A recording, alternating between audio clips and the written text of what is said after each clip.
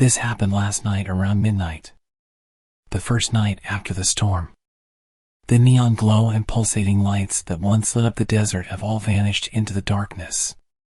The wind, charged with moisture from the recent downpour, painfully whistles through the place and feels like a cold slap when it hits you. Most folks have retreated to their camps, seeking refuge from the relentless rain and the now pitch-black desert. You can hear the soft patter of raindrops hitting tents and the faint rustle of tarps flapping in the wind. The power's out, and you can't even charge your flashlight. It's like a scene straight out of a post-apocalyptic movie. The only source of light is the occasional flicker of LED-lit costumes passing by, or someone trying to find their way through the mud with their phone flashlight. Someone with a speakerphone kept repeating that we should stay put and secure our stuff, especially anything electrical. The storm had messed up everything, the lights, the music, you name it. Most people just waited in their tents or RVs hoping that the mud would dry or that supplies would make their way to us. Out in the dark, someone stumbled past my tent, muttering something about getting the lights back on. They disappeared toward where the generators were. It's safe to assume that almost everyone you come across here is under the influence of something, so I assumed he was just talking to himself. I heard his wet footsteps fading into the distance, but then I could definitely hear him trying to start the generator. Suddenly there was a scream that echoed through the area. People nearby were shouting and trying to figure out what had happened. The screams were periodic, like he was in a lot of pain and begging for help. We could just hear him screaming repeatedly. Some people came out with flashlights, but even if they could find him, it took minutes to travel just a couple of meters through the thick sludge. It was deep and impossible to walk through without serious effort. Your foot would sink immediately, making it exhausting to get through. Eventually people got to him and I heard a lot of commotion. Apparently he managed to turn the generator on, but was stood in a puddle of water. It doesn't take a genius to know that electricity plus water is a bad combination. We don't even know if he's alive. Multiple people got caught in the electrified water trying to save him. Last I heard is that he was in one of the medical tents, but we've been hearing rumors all day that he died and someone else had a heart attack.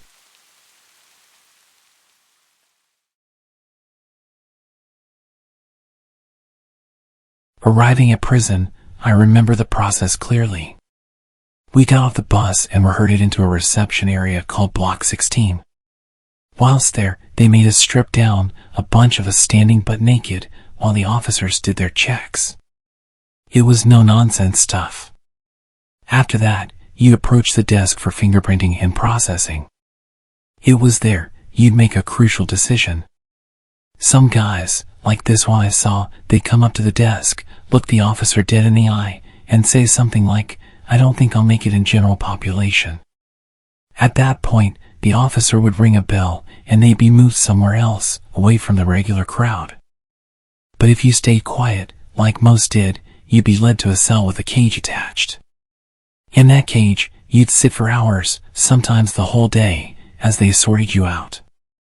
I remember the bell ringing often.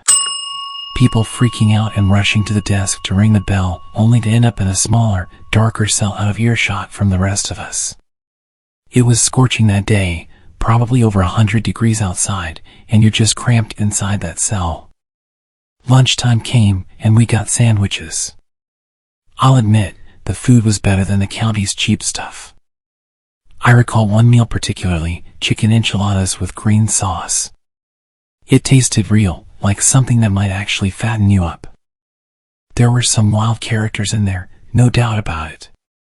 They knew there was a white guy among us, they'd seen him on the bus. This guy named Reggie, he didn't have any weapon. We'd just come on transport, but he was busy sharpening a pencil like a man on a mission. He took his sweet time, and when he was good and ready, he jammed that pencil right into the neck of another guy. It was the first day in reception and he just went at it, puncturing holes in the other guy's neck, and that guy went down fast. I was there, watching it all, thinking this trip was going to be one heck of a ride. In those cramped cages, we'd munch on our sandwiches, the stifling heat suffocating us. It had to be a scorching 110 degrees, at least. Finally, they'd come to move you from that holding cell to your assigned one. That's when it got real. You'd be alone in that cell for 10 long days. No contact with anyone. Reception was like a test. They needed to figure out who you were and where you belonged. Everyone always asks about the first day in prison, and this was the reality. The real deal, right there in reception. You'd roll in, be herded into that cramped cell with a bunch of strangers until they processed you, and then you'd be placed in your solitary cell, waiting for your fate to be decided. During my 2 weeks in that cell, I noticed some graffiti on the wall. Someone had drawn SpongeBob SquarePants and scribbled the lines of the theme song. It made you think about the kind of people you were about to join. 2 weeks of isolation were the norm. I had to be patient until they figured out my custody level, who I was, and where I was headed. Meanwhile, I thought about the simple things, like how that sandwich I had in reception was a rare taste of normalcy. Block 17 is within walking distance of reception, and this block was a constant source of trouble. I end up with this standalone skinhead as my cellmate. He claims to be a skinhead but isn't officially affiliated, he just labels himself. And let me tell you, we had our fair share of issues. This guy used to be a massive dude, easily tipping the scales at 260 pounds, but he lost a ton of weight, way too fast, leaving him with all this saggy extra skin. Initially, he seemed alright, but then he ended up in debt with the wrong people and started acting out. Him being in debt was bad for me, because the trouble would come to my cell, and I didn't want that. Every time food came around, I'd wolf down as much as I wanted, even if it was his. That's where the real problems began. He got all worked up because of some peanut butter. I wanted that peanut butter all to myself, and I made it clear to him, saying, "Hey, buddy, none of this is for you. It's mine. Get lost." Well, he didn't take too kindly to that. From there our tensions boiled over, and I can't even remember how it escalated, but we started throwing punches. Then, this overweight fellow managed to get me in some sort of guillotine chokehold, shoving my neck down while applying pressure to the back of my head. I was furious. I yelled, "I'm going to murder you when you release me, fatty." My neighbor, Scooby, heard the commotion through the vent. He hollered over, asking if everything was all right. I replied, telling him Mike's got his fat titties choking me out. The moment he frees me, I'm going to lay a beating on his fat ass. Mike finally started easing up on my neck, cautioning me not to do anything stupid. I snapped back, "Nah, the second he lets go, I'm unleashing hell on this bitch." Eventually, he released me, and, as expected, I swung at him, landing a few solid hits. He sat there afterward, sporting a bloody nose and a swollen lip, asking if everything was settled.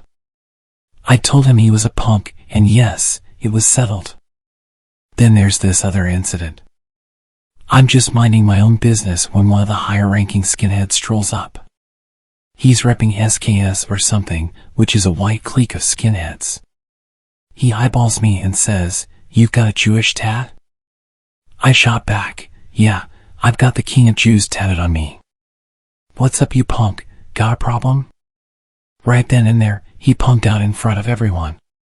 He let me straight up call him a punk, basically folded like a cheap suit. I glanced around, thinking, this dude's toast. In prison, especially as a white guy, you cannot let anyone call you a punk. Whether it's a fellow white guy or anyone else joking around, you've got to fire back at them. There's no other option. If you don't, well, like I mentioned earlier, you're getting messed up. That's just how it rolls in the penitentiary. In the end, it was all about manipulation. Some people would manipulate the system to their advantage, even if it meant getting in trouble or putting their lives at risk. It was a dangerous game, and you couldn't trust anyone fully. The wildest part of this whole scene was my neighbor, 2 cells down. They start rounding up all the white guys, and it's strip search time. Now, this guy, he's got a 7-inch blade hanging out of his ass.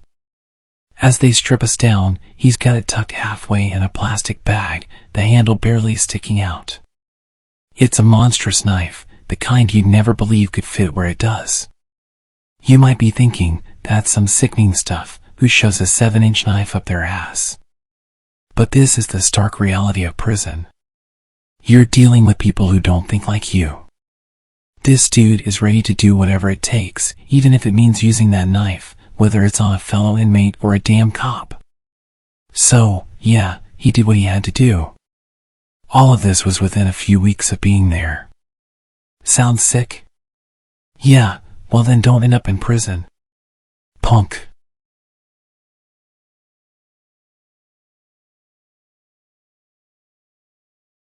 High school was typically uneventful until the day Alex showed up. He was a quiet, strange guy, always seen alone in the hallways. At first, there was nothing remarkable about him, but after a few weeks, things began to change. One day, I noticed he was doodling in his notebook during class. It started innocently enough, just random scribbles. But over time, his drawings became disturbing. I started to notice oddly dark tones to his doodles. Twisted faces, distorted creatures, and strange symbols filled the pages. There was one lesson with Alex that changed everything. Tyrone was a typical bully and problem child. He would torment almost everyone equally. Today, Alex was his victim. He grabbed Alex's notebook and started looking through his drawings and loudly mocking him. I don't know what came over me, but I half-jokingly shouted Tyrone's name and said, "Leave him alone." I awkwardly laughed as to not become Tyrone's next target. Suddenly, someone at the front of the class tripped over a box, and Tyrone's attention was completely pulled away from us. You should have seen the look on Alex's face. I don't think I'd ever seen him smile until now. He was sat there with his notebook in hand, staring at me with the creepiest grin. He thanked me and muttered something to himself about not having to kill anyone today. It reminded me of Gollum from Lord of the Rings. After that day he was practically my shadow. He'd follow me everywhere, always standing a few steps away from me. He didn't ever have much to say, but he would occasionally make comments about people like Tyrone, and we'd all laugh at how dark his humor was. Over time he started sharing his drawings with me. They were all pretty messed up. He even had some detailed drawings of Tyrone being tortured or stabbed. On the odd occasion when he did speak, the things he would say were unsettling, muttering about hidden threats and the consequences that were coming. Looking back, it was so obvious what he was going to do, but I kind of convinced myself he just had a dark humor and used his drawings to vent. There were a few notable moments with him over the next few months. He would aggressively defend me in the hallway whenever someone would barge into me. He'd push people out of my way and do these really weird death stares at anyone that would bother me. He was very attached to me and protective. It seemed like as the days went on, he just became more and more angry at the world, muttering more about what he wanted to do to people, telling me that I'm one of the good ones and that he'll never let them hurt me. Towards the end of winter, Alex had a week off school and I started to wonder if he was all right. I'd also noticed at this point that his locker started to smell really bad. I knew his code because I'd seen him put it in so many times and he didn't seem to care that I would watch. I guess curiosity got the better of me and I entered his code and opened his locker door. I can't describe just how powerful the smell was. It didn't just knock me back, it sent me into a coughing fit. It was obvious now why it stank so much. I probably don't need to tell you what I found. A collection of small animals. I remember a cat, a rabbit, and some mice. I immediately closed the door again and started to panic. I knew I couldn't just ignore this. I immediately told my teacher about what I'd seen, knowing I might get into trouble for accessing someone else's locker. They ended up closing the whole corridor and getting the police involved.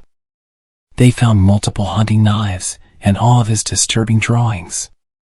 We never did find out about what happened to him other than the fact that he was kicked out of school and some more security measures were put in place to prevent weapons being brought into school.